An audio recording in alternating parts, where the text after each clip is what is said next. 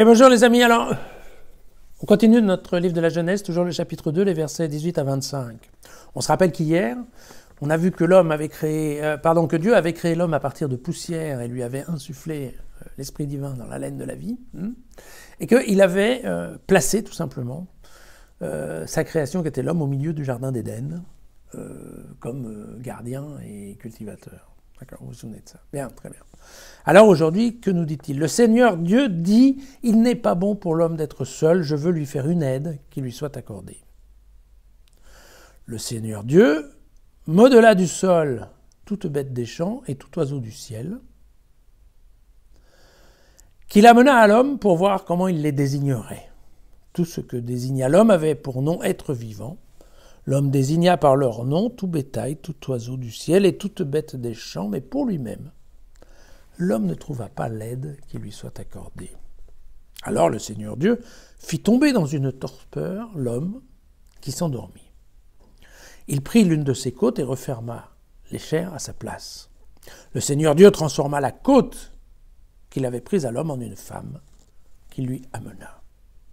Et l'homme s'écria, « Ah, voici cette fois l'os de mes os et la chair de ma chair. Celle-ci, on l'appellera femme, car c'est de l'homme qu'elle a été prise. » Aussi l'homme laisse-t-il son père et sa mère pour s'attacher à sa femme. Et ils deviennent une seule chair.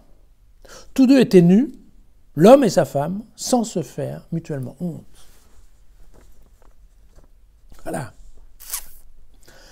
Premier constat d'échec dans ce second récit. Vous vous souvenez, Genèse 1, les 6 jours de création, et chaque fois, Dieu qui prend du recul, qui vérifie, et qui dit, voilà, Dieu trouva que cela était bon. Et à partir de là, il donne un nom. Vous vous rappelez de ça? Et bien là, très clairement, dans cette vue un peu détail qu'on a sur la création de l'homme, il semblerait que certes l'homme fonctionne, mais que ce n'est pas parfait. Puisque, selon le texte, il n'est pas bon. Voilà. Pour l'homme d'être seul. Donc le jugement de Dieu sur sa création, sur sa créature, n'est pas excellent. D'accord? Et c'est intéressant puisque, effectivement, n'oublions pas, c'est un texte qui a 2500 ans. Il y a 2500 ans, l'auteur de ce texte avait déjà compris qu'un des problèmes de l'homme était sa vie en collectivité. Le fait qu'il fallait absolument, il n'était pas fait pour vivre seul, il a besoin d'avoir des échanges avec des semblables. Et c'est intéressant pour aujourd'hui où on est à l'heure du télétravail et du shopping online, comme on dit, eh bien, oui, non, il y a besoin de contact. L'homme, il y a 2500 ans, avait compris que l'homme avait besoin de contact. Je ne suis pas sûr qu'on n'ait pas oublié, mais ça c'est autre chose. Ça ne marche pas. Dieu, première action réparatrice, va créer l'animal. Et là, vous voyez, cette fois-ci, il ne fait qu'avec de la poussière. Il n'insuffle pas son souffle. Donc, vous voyez qu'il y a une grande différence entre l'homme et l'animal. Et il amène l'animal à l'homme pour que l'homme lui donne un nom. Pourquoi? Parce qu'en fonction, bien, l'homme va réussir à faire la classification, à appeler, et à partir de là, en fait, la délégation de pouvoir qu'avait donné Dieu à l'homme va fonctionner. Et en effet, ça fonctionne. L'homme donne bien le nom à divers animaux. Mais, deuxième échec.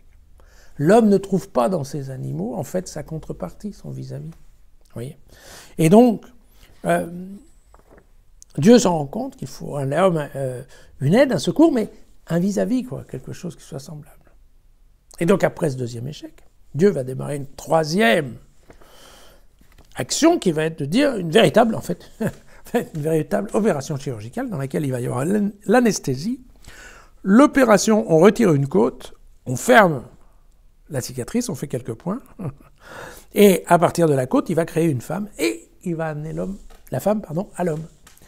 Et là, en effet, alors là, c'est formidable. Là, l'homme, a priori, laisse exprimer sa joie. On peut s'étonner qu'il dise rien à la dame, mais bon, c'était comme ça à l'époque. Et alors oui, c'est vrai, des gens comme ma femme vont dire, oui, c'est normal, de toute façon, l'homme ne parle qu'à lui-même. Donc bon, d'accord, ok. Mais ce qui est certain, c'est que il donne un nom à cette personne, à ce nouvel organisme qui apparaît dans sa vie, et il l'appelle du nom qui est « elle fait partie de moi ». C'est pas tellement bien vu de nos jours dire ça. déterminer une femme, dire d'une femme qu'elle n'est jamais qu'un sous-produit, voilà. C'est embêtant, c'est pas très bien vu. D'ailleurs, on verra qu'après, il va l'appeler en fonction de sa capacité à se reproduire, c'est pas mieux vu non plus. Voilà. Mais il donne un nom à la femme. Et on comprend de ce texte que, en fait, ces deux êtres sont vraiment complémentaires. On peut se demander, on peut se demander comment l'homme qui était anesthésié se rend compte en voyant arriver ce nouvel animal qu'est la femme, comment il sait qu'effectivement c'est un sous-produit de lui, comment il sait que l'organisme vivant qui est en face de lui, en fait, est issu de lui. Bon, c'est partie des détails que la Genèse ne donne pas. Ce qui est certain, par contre, c'est que, effectivement, ce qui lui manque à lui va être en elle. Donc il y a vraiment une idée de complémentarité. Un manque partagé, parce que ce qui est en lui n'est pas en elle. Et donc, en fait, c'est ça ce qui va créer l'attirance entre l'homme et la femme, le désir sexuel, il faut bien le dire, puisque ici, quand le texte dit ouvertement qu'ils deviennent une seule chair, on parle bien de l'accouplement. D'accord ? Et donc, ce que nous dit le texte, c'est que cette attirance réciproque de l'un pour l'autre va être tellement forte qu'elle va faire casser, quelque part, les liens de la famille. Or, dans la structure sociétale juive de l'époque, les parents, vous vous souvenez que c'est fait partie des 10 commandements, quand même. Traiter bien de son père et de sa mère. Donc, vous voyez que c'est important. L'amour de l'homme et de la femme va faire que chacun vont abandonner leur père et leur mère pour créer leur propre cellule familiale. Et c'est quand même assez amusant comme ce passage décrit un certain nombre de réalités qui sont en fait, toujours aujourd'hui, la réalité humaine. Voilà. Et le dernier verset aussi est intéressant, puisque vous voyez qu'il nous laisse entendre que avant qu'il se passe ce qui va se passer la semaine prochaine, demain, en fait, l'homme et la femme étaient vraiment heureux dans ce jardin d'Éden. Et ils pouvaient aller nus, ça ne posait aucun problème. Aucun problème. Voilà, et donc si on s'en tient au texte, aujourd'hui, on a globalement, tout est prêt pour une merveilleuse lune de miel d'un jeune couple qui s'aime d'amour tendre. Ça ne va pas durer. On va voir ça demain.